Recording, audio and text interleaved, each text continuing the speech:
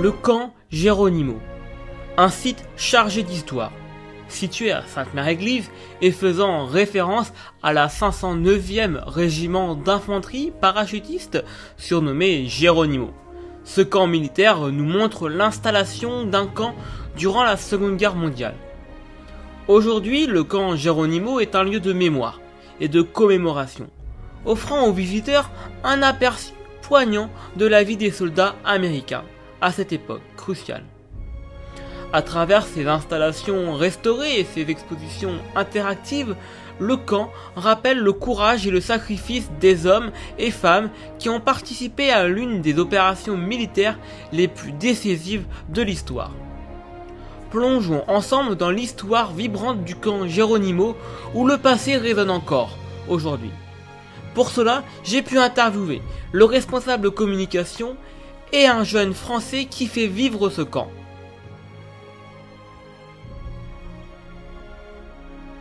Alors bonjour, je m'appelle Axel, je viens de Saint-Sauveur-le-Vicomte, on est à environ 15 minutes d'ici et aujourd'hui je me retrouve justement sur le camp Geronimo pour le 6 juin, justement à célébrer les 80 ans. Et bah du coup ça permet de montrer aux gens en fait l'histoire qu'il y a eu en fait en cette ère, voilà c'est surtout ça, voilà parce que la plupart des gens débarquent ici pas forcément pour savoir le matériel qu'il y a, les armes qui a pu exister à cette époque-là, voilà ça permet un peu de montrer à tout le monde l'histoire et du coup les gens sont heureux d'être là avec une journée en fait aussi bien ensoleillée quoi, c'est surtout ça, voilà.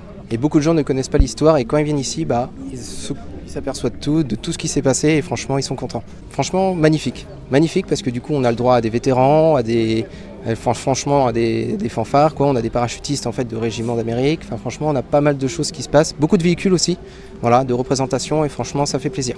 Alors du coup je suis équipé d'un lance-flamme, voilà, à cette époque-ci on va plus beaucoup trouver d'exemplaires, voilà, c'était un équipement qui était on va dire au niveau d'une division qui avait été choisi par un volontaire, voilà, on part sur justement 2 bouteilles à l'arrière. Donc du coup vous avez une bouteille qui va concerner de l'essence grasse, donc ensuite appelée du napalm et du gaz. Du coup voilà, ça se jume en fait les deux. Dès l'instant que vous aurez appuyé sur la pression ici, cela va projeter justement le gaz plus le napalm et du coup ça va vous faire une étincelle au bout de la buse qui va allumer la flamme. Voilà. Cet équipement va surtout être utilisé en fait qui va être pour toutes les structures. Donc le jour du débarquement, quand les soldats sont arrivés sur la plage, voilà, ça va être surtout pour tout ce qui va être la côte, les bunkers en fait, les tranchées. Et du coup, le soldat va utiliser cette arme-là, on va dire, pour nettoyer les structures. Voilà. Bien sûr, ce qu'il faut savoir, c'est que ces hommes-là, en fait, qui étaient équipés de ces armes-là, étaient comme les médecins vus comme cible numéro 1. En fait, les bonbonnes étaient faciles à viser, donc il faisait que ça faisait exploser le soldat. Voilà. Du coup, ce qu'il faut savoir, c'est que le soldat était facilement repérable parce que pactage plus lourd. Vous avez quand même 40 kg à l'arrière quand vous êtes bien sûr bouteille pleine. Et du coup, le soldat était facilement repérable par les Allemands parce qu'il courait moins vite. Voilà. Mais dès l'instant que la ligne de défense, était supprimée quoi par les Allemands, que les Américains avaient supprimé la ligne de défense, ce qu'il faut savoir c'est que l'équipement n'était plus utilisable et le soldat laissait tomber son pactage pour récupérer une arme justement d'un camarade tombé au sol. Donc voilà. Donc concrètement le camp Geronimo c'est une entité qui émane de l'Airborne Museum. Donc ça fait maintenant depuis 2008 que chaque année il a lieu durant les commémorations du débarquement. Donc en fait il a été lancé sur l'initiative de notre conservateur Éric Belloc. Parce que la culture de la reconstitution en Normandie c'est quelque chose de très important pour toutes les personnes passionnées du débarquement. Donc c'est-à-dire pour rendre hommage aux hommes qui ont combattu voilà aussi pour une manière de mettre en perspective leur vécu, essayer de leur donner leurs fleurs, on va dire, en leur mémoire. Et donc le camp Geronimo, il a très rapidement pris en ampleur et c'est très rapidement devenu, disons, une icône en fait des commémorations à Sainte-Mère-Église et un des événements incontournables vraiment, non seulement à Sainte-Mère-Église mais dans toute la région Normandie puisque il faut savoir que le camp Geronimo, c'est un des plus grands d'Europe en termes de superficie, en termes de nombre de participants, en termes de nombre de véhicules mobilisés et en termes d'affluence également. Ouais, donc en parlant de chiffres, juste à titre informatif, l'office de tourisme a mis un laser pour compter le nombre de personnes en pénétrant le camp chaque jour. Elle l'a juste mis pour le premier samedi des commémorations. Et le premier samedi des commémorations, on a fait 17 000 visiteurs. Donc sachant que c'était loin d'être la journée la plus importante. Donc on est d'ores et déjà à bien plus de 100 000 visiteurs depuis le 1er juin. Au-delà de ça, le message, en fait, c'est un message de respect, de reconnaissance, de gratitude, mais aussi vraiment de perpétuation de l'héritage en fait de ces hommes qui portaient des valeurs de liberté, de tolérance et d'universalité.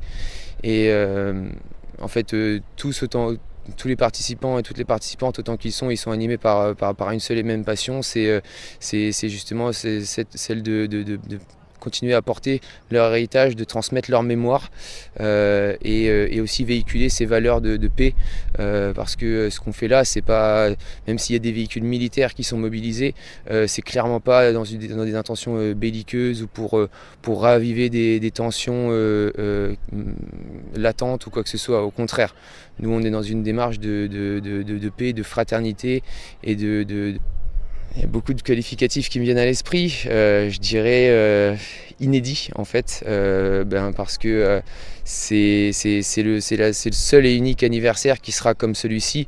Il n'y en aura pas d'autres des comme ça parce que d'une part, et ça c'est le facteur le plus important, c'est probablement le dernier gros anniversaire, c'est le dernier gros anniversaire avec autant de vétérans, puisque voilà, on sait que les plus jeunes ont 98, les plus vieux 107, 108 ans. Donc ça prend une dimension totalement différente au niveau de l'émotion qui est véhiculée par tous les événements qui composent ce 80e anniversaire.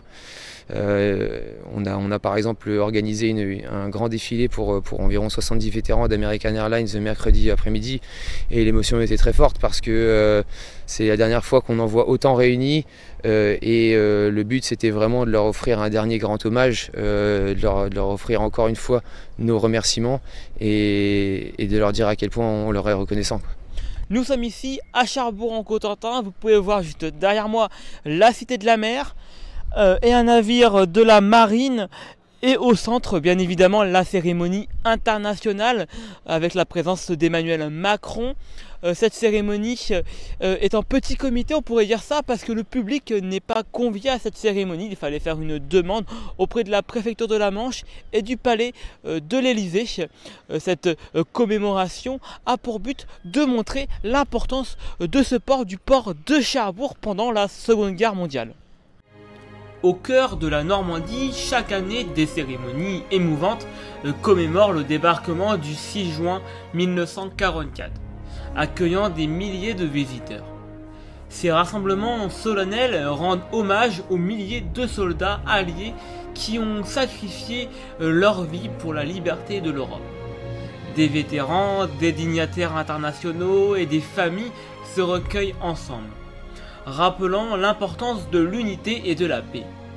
Ces cérémonies perpétuent le devoir de mémoire et l'esprit de réconciliation, assurant que les sacrifices de ceux qui ont combattu ne seront jamais oubliés. On peut aussi retrouver les chaînes de télévision du monde entier convergeant vers les sites historiques pour capturer l'émotion et l'importance de ces événements décisifs. Des équipes de reportage et de journalistes couvrent chaque aspect des cérémonies, des discours officiels aux témoignages poignants des vétérans.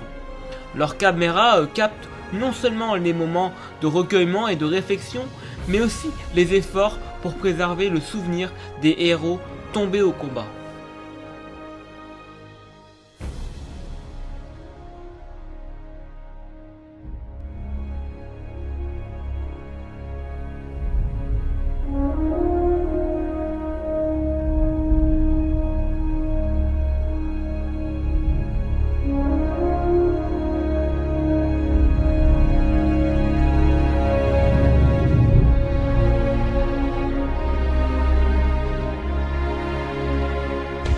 Thank you for the opportunity. Yeah.